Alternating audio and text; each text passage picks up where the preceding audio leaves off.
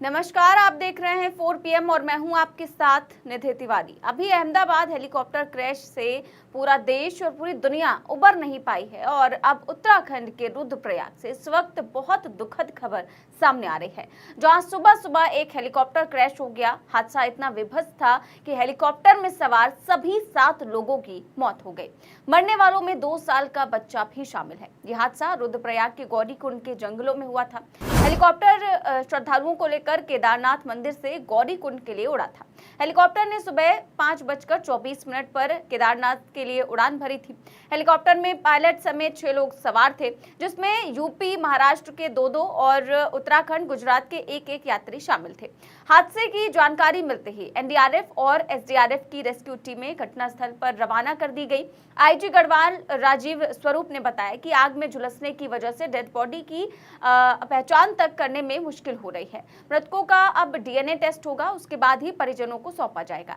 शुरुआती जानकारी में खराब मौसम को हादसे की वजह बताया जा रहा है, लेकिन पहाड़ों में मौसम कब खराब हो जाए कब नहीं, इसकी आशंका तो हमेशा बनी रहती है। और अगर मौसम खराब था तो फिर हेलीकॉप्टर को उड़ने की अनुमति क्यों दी गई? खराब मौसम के बावजूद हेलीकॉप्टर को उड़ान भरने की अनुमति देना ये साफ करता है कि कंपनी को सिर्फ और सिर्फ पैसा कमाने से मतलब है। यात्रियों की जान की परवाह किसी को भी नहीं है, क्योंकि बीते कई सालों में उत्तराखंड में हुए हादसों से यही बात उभर कर सामने आई है कि खराब मौसम के बावजूद एविएशन कंपनियां बेतरतीब उड़ान भरती रहती हैं, जिससे दुर्घटनाओं की आशंका भी बनी रहती है। यहाँ हेलीकॉप्टर लगातार इस तरह से उड़ान भरते हैं जैसे कि शहरों में चलने वाली ऑटो सेवा हो, जो कि बिना रुके यात्रियों को ढोते रहते हैं। बता दें कि बीते मई से अब तक उत्तराखंड में हेलीकॉप्टर क्रैश होने की ये चौथी घटना है और लगातार हादसों पर हादसे हो रहे हैं। उत्तराखंड में अब तक हुए हेलीकॉप्टर हादसों में से ज्यादातर हादसे केदार घाटी में हुए हैं और इसमें से भी अधिकतर का कारण खराब मौसम रहा। और आज जो हेलीकॉप्टर क्रैश हुआ वो आर्यन एविएशन कंपनी का था, जबकि 7 जून को तकनीकी खराबी के कारण रुद्रप्रयाग में सड़क पर हेलीकॉप्टर की लैंडिंग करवाई गई थी। वो हेलीकॉप्टर भी आर्यन एविएशन कंपनी का ही था।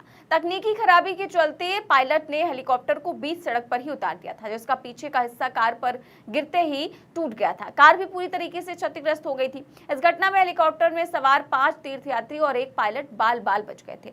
अधिकारियों ने बताया कि हेलीकॉप्टर ने बड़ासू हेलीपैड से केदारनाथ के लिए उड़ान भरी थी, लेकिन उड़ान के दौरान तकनीकी खराबी आने के कारण इसे आपात स्थिति में सिरसी के निकट राजमार्ग पर उतारना पड़ा। ये रिहायशी इमारतों के बहुत करीब था और इसमें एक कार क्षतिग्रस्त हुई। इसके अलावा 8 मई को भी उत्तरकाशी में सुबह के समय हेलीकॉप्टर क्रैश हो गया था। यहाँ गंगोत्री धाम दर्शन के लिए जा रहे श्रद्धालुओं का हेलीकॉप्टर क्रैश होकर जंगल में गिर गया था, जिसमें 5 लोगों की दर्दनाक मौत हो गई थी। उत्तरकाशी में हुए हेलीकॉप्टर हादसे के दौरान बारिश भी हो रही थी। मौसम विभाग ने 7 और 8 मई के लिए भारी बारिश का अलर्ट भी जारी किया हुआ था, लेकिन फिर भी यात्रियों की जान के साथ खिलवाड़ किया गया। वहीं इससे पहले 24 मई 2024 को क्रिस्टल एविएशन का हेलीकॉप्टर लिंचोली में मंदाकिनी नदी के पास अचानक से लैंडिंग से पहले ही लहरा गया। पायलट ने किसी तरह हेलीपैड से ही कुछ दूरी पर इमरजेंसी लैंडिंग कराई, जिससे 6 लोग बाल बाल बच गए। वहीं 17 मई को एयर एम्बुलेंस हेलीकॉप्टर क्रैश हो गया था। हेलीकॉप्टर में 3 लोग पायलट, डॉक्टर और नर्स सवार थे। तीनों सुरक्षित बच गए थे। ये हेलीकॉप्टर ऋषिकेश एम्स से मरीज को लेने केदारनाथ आ रहा था। तभी लैंडिंग के वक्त अचानक बेकाबू होकर जमीन पर गिर गया। और भी न जाने कितने हादसे हुए हैं, लेकिन फिर भी कोई सावधानी नहीं बरती जा रही और बार बार ऐसे हादसों को बुलावा दिया जा रहा है। 2 अक्टूबर 2023 में गुप्तकाशी से 5 तीर्थयात्रियों को लेकर जा रहे हेलीकॉप्टर की केदारनाथ पुराने पैदल मार्ग पर इमरजेंसी लैंडिंग करवाई गई। गनीमत रही कि इसमें कोई जनहानि नहीं हुई। इसके अलावा 18 अक्टूबर 2022 को केदारनाथ से उड़ान भरने के दौरान गरुड़ चट्टी में एक हेलीकॉप्टर क्रैश हो गया था, जिसमें पायलट समेत 7 लोगों की जान चली। वहीं 23 अप्रैल 2023 को यूकाडा के वित्त महाप्रबंधक अमित सैनी की केदारनाथ धाम में हेलीकॉप्टर की टेल रोटर से कटकर मौत हो गई थी। ये भी हादसे हुए हैं। आगे देखिए, 23 सितंबर 2019 को केदारनाथ धाम में हेलीपैड पर लैंडिंग के वक्त एक हेलीकॉप्टर दुर्घटनाग्रस्त हो गया था। इस हादसे के समय हेलीकॉप्टर में पायलट समेत 7 लोग सवार थे, जिन्हें हल्की चोटें आई थी। 23 अगस्त 2019 में भी आराकोट में एक और हेलीकॉप्टर की आपात लैंडिंग हुई, जिसमें एक पायलट गंभीर रूप से घायल हो गया। 21 अगस्त 2019 को उत्तरकाशी के आराकोट में आपदा रेस्क्यू अभियान में जुटा हेलीकॉप्टर ट्रॉली के तारों में उलझकर हादसे का शिकार हो गया था। इस हादसे में पायलट समेत 3 लोगों की जान चली गई थी। 3 अप्रैल 2018 को सेना का हेलीकॉप्टर बिजली के तारों में उलझकर 2 हिस्सों में टूटकर क्रैश हो गया था। गनीमत रही कि हेलीकॉप्टर में सवार सभी लोग सुरक्षित बच गए थे। वहीं 2019 में एक बार फिर केदारनाथ में तकनीकी खराबी के कारण हेलीकॉप्टर की इमरजेंसी लैंडिंग करवाई गई।